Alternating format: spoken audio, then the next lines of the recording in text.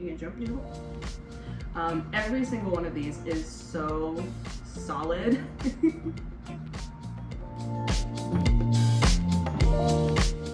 Hey everyone, welcome back to my channel. My name is Haven and I write sapphic romance and sci-fi. Today I wanted to just go ahead and do a little bit of a pride themed video for you guys and talk about some of my favorite LGBT books. This is my little stack that I've gathered right here. There's also some more that I am going to be talking about that I don't have physically with me, so I'll just put pictures up on the screen. I have written them all down in my notebook, so without further ado, we'll just go ahead and get started. All right, so I'm gonna try and split this video up into like a more lit-fic section or like historical fiction, and then a more contemporary section, which is like more fun, YA kind of reads. So I will go ahead and leave timestamps in the description so you can skip to either one of those sections if you would like, or you can just stay for the whole thing. I'm trying to limit this to books that I've read recently, relatively recently, in the last few years at least, just so I have a clear memory of them. So there are more books that I've read and enjoyed, but if I don't have a really clear picture in my head of what that book was about, and you know, it's not fresh in my mind, I don't want to recommend it just yet. Okay, this will be the only poetry book in the collection, and it is pretty popular, at least if you've been on the internet for a while, but this is Crush by Richard Siken. It's just a little one right here. I am lucky enough to have a physical copy, but whether you read poetry or not, this is just some of the most wonderful, heartbreaking poetry I have ever read in my entire life. I read this at least once or twice a year, sometimes multiple times a year, just to kind of get myself into this headspace. It's very much filled with yearning and loss and grief. It is really, really tender and gut-wrenching, and the poem You Are Jeff, I think, is, while it's so surreal and like incomprehensible at times, it just always fills me with this emotion that I can never get anywhere else, this specific poem. So whether you're into poetry or not, I do highly, highly recommend Crush to start out. All right, I've got two here that are a bit more historical. One is like super, super popular. One is a little less so. But the first one, everybody knows this one. This is Giovanni's Room by James Baldwin. I read this. Isn't this a great cover, by the way? This is super cool. I think this was a copy that I got at Barnes & Noble. I read this for one of my classes in the MFA program, and it was one of those books that I just always had on my list that I would get around to at some point. But sometimes with more historical reads or more serious reads, I need like a little bit of a push or a reason to actually go and read them, because when it's like Giovanni's Room versus, I don't know, like the newest exciting sci-fi that just came out, or like an Emily Henry book, I'm like, well, let me just read the fun one first, and then that usually happens every time. But this is such a beautiful read. If you have not read Giovanni's Room yet, this is my push to you to go do so. It is so exquisite. This is about a closeted gay man who is living in France, and his girlfriend is away. He meets this man named Giovanni. They have a very complicated, nuanced relationship that is just filled with its ups and downs. Giovanni gets into some trouble. It is really heartbreaking. The ending of this book is just one that made me like stare at the wall and throw the book across the room and just question life for a solid 10 to 20 minutes. So that's how you know it's a good one. And it's not very long. It's a quick read, I would say. I think this is, I could be wrong, but I think this is broken down into 4 parts. And I have so many like underlines and notes, not just for class, but for my own personal enjoyment. So I highly, highly recommend Giovanni's Room by James Baldwin. Now this is one that I don't see people talk about as much, or at least not recently. This is My Policeman by Bethan Roberts. This is, if you guys remember, one of the movies that Harry Styles was in, and actually a really, really great movie. I've watched it multiple times. I will say this is definitely on the explicit side of queer fiction. If you are accustomed to reading things with explicit scenes, explicit sexual content, just know that there's a lot of that in here, but there's definitely a solid like historical plot to this as well. This is, again, kind of following in the same historical theme about a closeted man and his relationship with a policeman, as he is also trying to balance a relationship with I think it was his wife, I believe they were married, and just, you know, what happens when their relationship gets found out about, and the ways that people are trying to juggle, you know, the viewpoints of society and the legality of it all, and the wife who is trying to make sense of this relationship. This is another really, really heartbreaking one. I do recommend the movie as well. But again, I would say this is more on like the literary / historical side of things, if you are into that. So that is My Policeman by Bethan Roberts. Okay, the next recommendation is actually not one that I have physically on me, so I'm just going to put it up here on the screen. This is Sunburn by Chloe Michelle Howarth, and it is, I would say, definitely a literary fiction romance. It is about two young girls who are in high school as they kind of start up this relationship, and this one really gets into like that obsessive yearning type of longing. This was such a hit for me. I really, really loved that. There was like one line where she was talking about like watching the movement of her mouth as she chewed and just like wanting to be the food that was in her mouth. It was like kind of gross, but I was like, damn, that's really something. Okay, my kitten wants to say hi. This is Noodle. He just jumped up here. He's going to be probably on my lap because he's very clingy. But yeah, Sunburn is definitely very literary, so if you are used to reading that kind of fiction and that kind of prose style, it's definitely a very specific type of prose, super kind of heavy and dense, but really just packed with beautiful imagery and metaphors, and the language is really stunning. The ending, kind of bittersweet, there's a lot going on. I do like that it kind of follows them out of that high school period and explores what happens to them after. There's a lot of like complicated ups and downs with their relationship, and yeah, Sunburn is just one that I thoroughly enjoyed the entire time. There were so many lines and passages and phrases that I was highlighting and just wanting to come back to and wanting to learn from and study, and it was just really, really excellent. Okay, so the last literary fiction or / historical fiction recommendation that I have is one that I will say I read a couple of years ago, so take it with a grain of salt, but at the time this was definitely like one of my favorite this is one of my favorite books that I read, like, period, at the time. This is A Visitation of Spirits by Randall Kenan. This book follows a young black boy named Horace as he is kind of struggling in his community to come to terms with his sexuality. He goes to a very religious community, very religious school.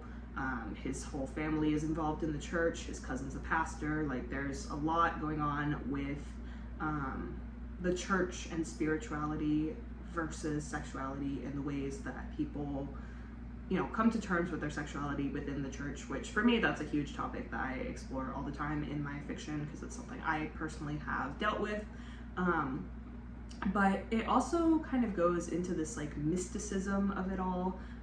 Horace is someone who believes in magic. He wants to get away from his problems by turning into a bird and flying free. So he is like very actively looking for ways that he can kind of escape the situation that he is in by use of magic, and it just is such a powerful and stunning and moving book. I do want to reread this one very soon. I think the most unique thing about it is it goes into like different styles of prose. So there's like portions that are like scripts almost, so they'll have like the character names and the dialogue, and then it'll go back and forth between that and prose. There's jumps in time between characters. Like, it's just so interesting. I never hear anybody talk about this. I read it for class, for my gender and sexuality class, and it genuinely is just something that I still think about to this day. I think it was published in 2000, if I'm not mistaken, but yeah, I recommend at least checking it out to see if it's something you'd be interested in. I really, really loved it, and I wrote an essay on it. I still think about it to this day. Okay, so now we are getting more to the contemporary / maybe YA side of things. Not entirely YA, there are definitely some adult books in here, but the first recommendation I'm going to have is I Kiss Shara Wheeler by Casey McQuiston. Shara Wheeler? I never know how to say it. But this is out of all the McQuiston books that I've read, and I've read all of them except for their newest one. I really, really enjoyed this one, and you'll see a common theme, but this is a lot about coming to terms with your sexuality in like a small town when you are known by everyone, and you know, just a very certain type of conservative, same morals kind of town, and the expectations of their school, and how this is placed against Shara and the main protagonist of this book, who is actually not Shara, it is the girl who Shara kissed. It just is really fun. It's a really, I think, tightly plotted book. It has a lot of interiority, it has a lot of reflection. More so, I want to say, than some of Casey McQuiston's other books. I really just enjoyed this one. I think it's a good read, and it is young adult, so there is no explicit sexual content in this one. This this is gonna be a 3-for-1. I maybe should have started with this for the contemporary section, because Julia Armfield's books do lean literary, I would say, for sure. Yeah, I literally will recommend forever and always everything that Julia Armfield has ever written. I am a huge Julia Armfield fan. If she met me, she would probably be scared of me. I want a shirt tattooed with her face on it. Like, I like the whole deal. I want to be her when I grow up. I am obsessed with her. But I'm going to go as much as I can rapid fire through these 3 books. Our Wives Under the Sea is the one that I think most people have probably heard of. This is about a woman whose wife comes back from a deep sea mission, and she comes back wrong. Just really, really heartbreaking. I think so many of the books I recommend are just heartbreaking, but I think this is one that at first I was following along to like try and see what happened with the mystery, because there's this mystery of like what happened on this mission, what is she turning into, like what's happening, and it's very like speculative, surrealist, that sort of vibe. But by the end, I was just like, oh my god, I'm just heartbroken by this. Like, it doesn't even matter what happened to her, because I'm just so bowled over by the portrayal of grief and how we lose the people we care about, how they turn into something we don't recognize. Like, oh, it's just beautiful. Salt Slow is maybe my favorite out of these 3. It's so hard to choose. Like, they're genuinely, I don't have any favorites between any of her books, but Salt Slow is a short story collection, and every single one of these is just so spot on. Like, they're so solid. There is this one story specifically about a female rock group that like hypnotizes people with their music, and that one was really, really cool. I think about that one a lot. So yeah, Salt Slow, short story collection. A lot of them are, most of them, if not all of them, are queer in some way. Really, really beautifully written, just like all of Julia Armfield's work is. Private Rites is one that came out, I believe, this year, if not maybe last year, but very recently. Private Rites is a Shakespeare retelling. It is a retelling of King Lear, which I am not much of a Shakespeare person, unfortunately. I have tried to be, I've tried to get into it, and I just cannot. So I can't tell you, I've never read the original King Lear. I don't know how close this is, but this is really, really cool, and I just enjoyed it for the story that it is. This is about 3 sisters who are dealing with the loss of their father, who was kind of distant and cold and not somebody they knew very well. 2 of the sisters are much closer in age, and then there is their half-sister who they've always felt sort of estranged from. I think the coolest and most memorable thing about this book is the backdrop and the world that it is set in. This is climate fiction, so it's told in like a crumbling, I don't know if it's New York City specifically or if it's just like ambiguous city, but it's told in like this crumbling, very rainy city. Everything is super wet and underwater.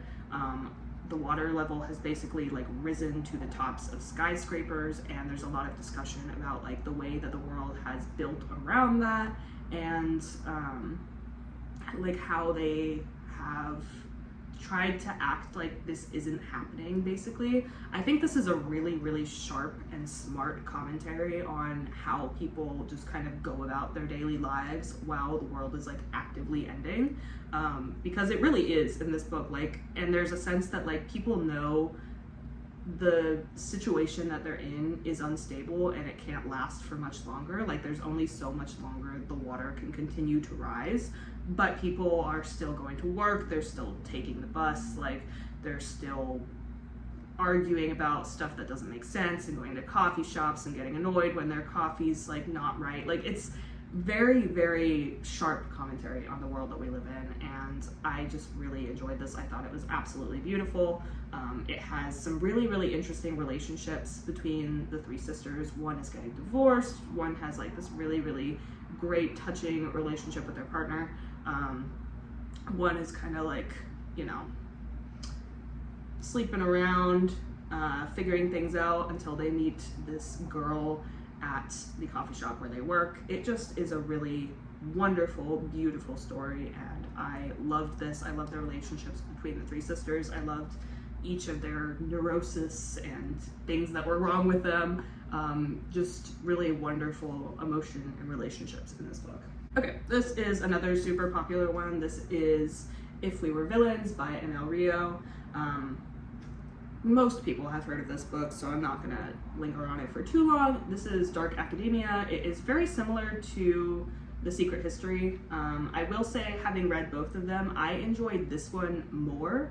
Not that I don't like Donna Tartt's writing, because I do, but I think this is almost like what I wished The Secret History would have been. It's very like relationships focused, character focused, and the plot is really quick paced and tight and twisty in like a way that you sort of expect but still don't want to be true. I just got really attached to these characters, and you know how I said like a minute ago that I wasn't a Shakespeare person? This book, for the first time ever, made me like understand Shakespeare, which is such a huge feat in N.L. Rio's writing, because these characters are all basically like huge theater nerds. They reenact like Shakespeare plays and are all very dramatic about it. They speak in verse, which is something that like takes a little bit of getting used to, I will say, but once you like get used to the style of this writing, I think it makes sense. But I feel like reading this, I was like so tuned into the plot of Shakespeare that they were trying to convey, and everything that was going on, and the plays that were in the backdrop, and the ways that the characters sort of mimicked that. It was just really, really cool. There was so much drama. The romance in this was great. Oh my god, I love the romance in this. I actually want to reread this now that I'm talking about it again. But yeah, I'll stop. But this one's really great, so if you haven't read it yet for some reason, I do recommend. Okay, and the last physical book copy that I have with me is Loveless by Alice Oseman. This is one of my favorite Alice Oseman books, and I think kind of an underrated one. I will also give a shout out to Radio Silence, which this is another one which it's been a couple years since I read Radio Silence, so I don't know if I would say exactly the same thing about it today, but I do remember really, really loving it at the time I read it. It was like I was going on Alice Oseman binge, and that was my favorite, I do remember. Loveless is also really good. It has asexual, aromantic representation, and it follows Georgia, our main protagonist, who is going to college and just kind of trying to figure herself out and wondering why, you know, she cannot seem to have a really romantic relationship the way other people around her can, the way her friends can, and she's trying to figure out this relationship with somebody while realizing that she doesn't really want it to be romantic. I really loved the emphasis on friendship and platonic affection in this book, and even though I would not consider myself like fully asexual or aromantic, there are parts of Georgia in this book that I related to so strongly, and I read it and I was like, yeah, I really get what she's talking about. I would say I'm somewhere on that spectrum, but I've never really cared enough to label it. But this is a really good book. It's YA, it's good for, you know, any age, I would say, even if you are not in the young adult age range. I really do recommend this one. I think it's a good read, and it's a good representation for the ace spectrum. Now we are getting into books that I do not have on hand physically, but I will just keep putting up pictures. So we have Last Night at the Telegraph Club by Malinda Lo. This one is technically also historical, but it is young adult. It has won so many prizes, and for good reason. This is about a girl who goes out to this club called the Telegraph Club, and it's basically like this secretive underground gay bar, lesbian bar, and she meets someone there. Again, this has been a while since I read it, so I don't remember the plot with 100% accuracy, but it's a lot about her trying to balance this new relationship and this new side of herself with her family and their expectations of her, and just the historical time period that this is set in. And this book made me cry. I remember this is a really, really beautiful book. It's a strongly personal book. I think I related to a lot of parts of this book, and it just is a good read. It has won awards for a reason. I recommend it very, very strongly. Imogen, obviously. This is a really, really good one. It is by Becky Albertalli. I never know how to say her last name. I don't know. She wrote Love, Simon. But this, I think, is my favorite of her books that I have read. I did read Love, Simon. I think it is a product of its time. It wasn't my favorite book in the world, but it wasn't my least favorite book in the world. You know, it's there. It was a very like 2010s sort of book.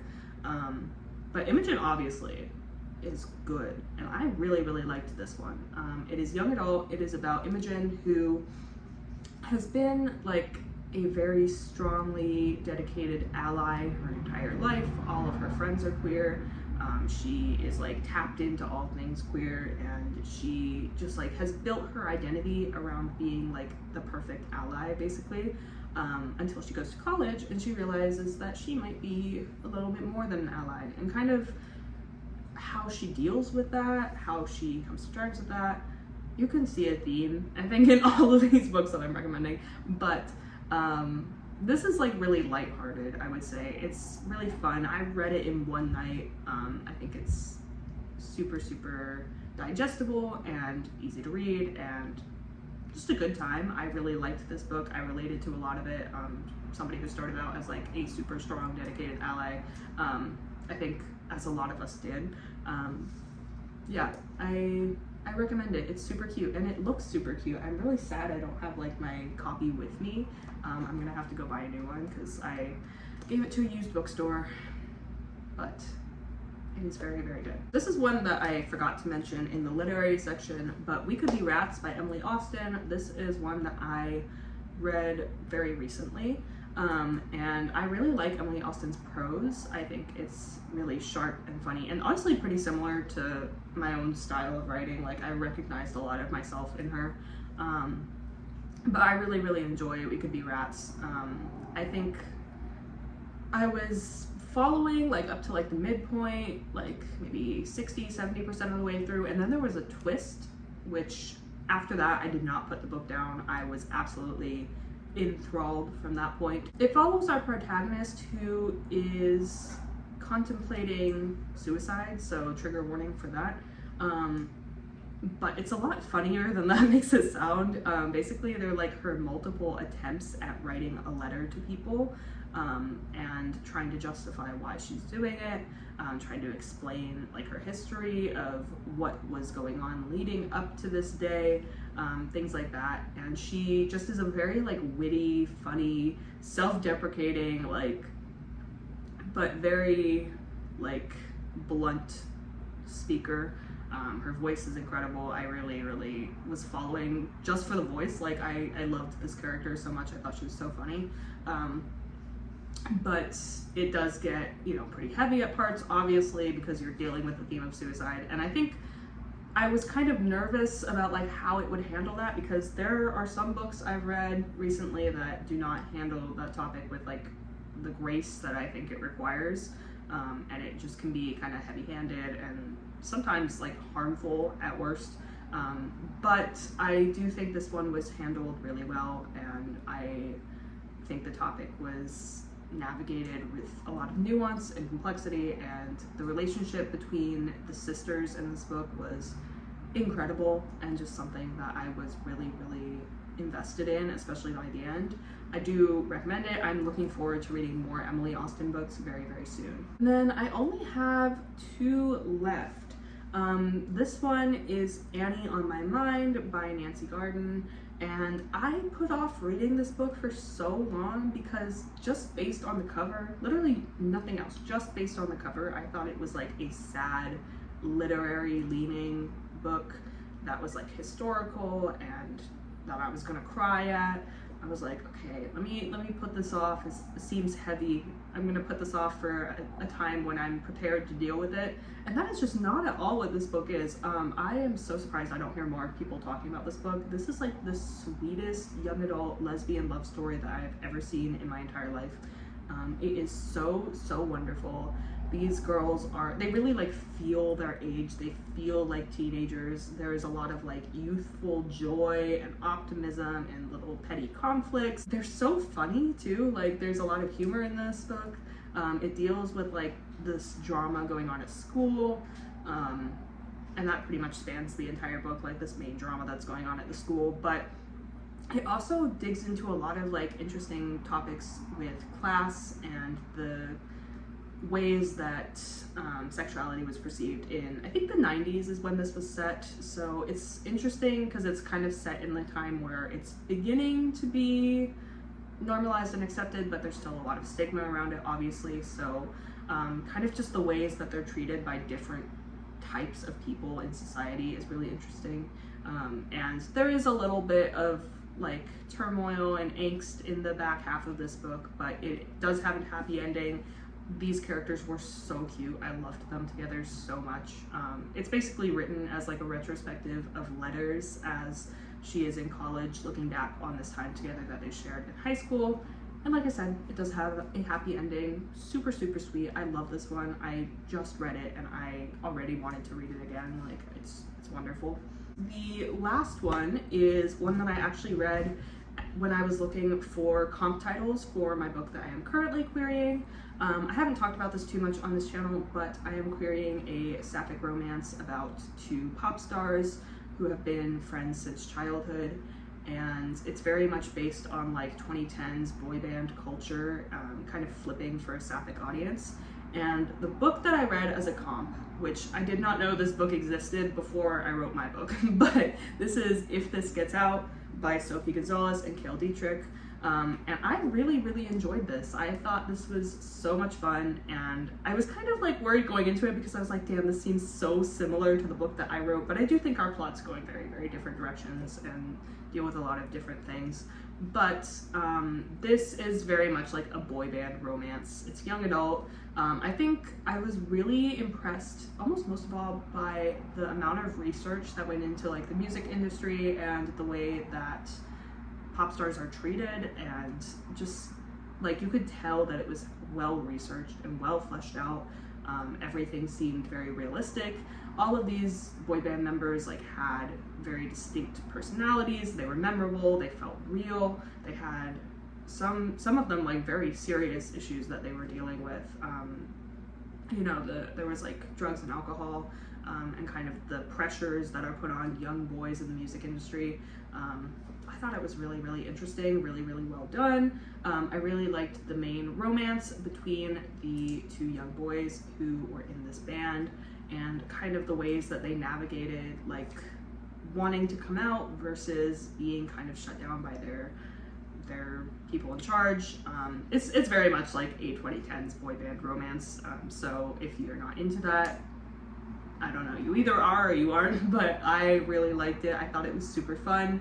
I thought it was emotional at the right parts. The family matters were dealt with really interestingly. I really liked how everything was fleshed out. Everything seemed real and complex and just right for a YA audience. I will say, like, I'm getting to the age where I think YA is a tougher sell for me now, just because it's not like my age range, and that's totally fine. I have to remind myself sometimes when I read these, I'm like, okay, this is meant for people who are younger than me, but I think for the audience it's trying to reach, this is perfect. It talks a lot about, like, you know, there are sexual topics discussed, but in like the context of being safe and like, you know, navigating those things for the first time as a teenage boy. And I thought it was really well done. So that was my last recommendation, and hopefully you got some books to add to your reading list this June. Hopefully some of those sounded interesting. Hopefully some of those you hadn't read before. If there are any that sounded really interesting to you that you want to read coming up, go ahead and drop a comment. Thank you so much for tuning into another video of mine. I am excited to keep making content for you guys, and thank you so much to everybody who watched and commented and liked my last video. I really appreciate that. I'll probably do like an AuthorTube newbie tag sometime coming up, just to introduce myself and tell you guys who I am and what I'm about.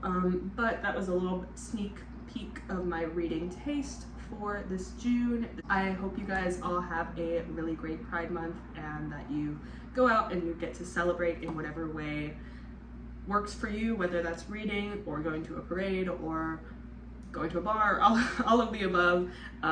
Thank you so much for watching, and I will see you guys in the next video. Thank you.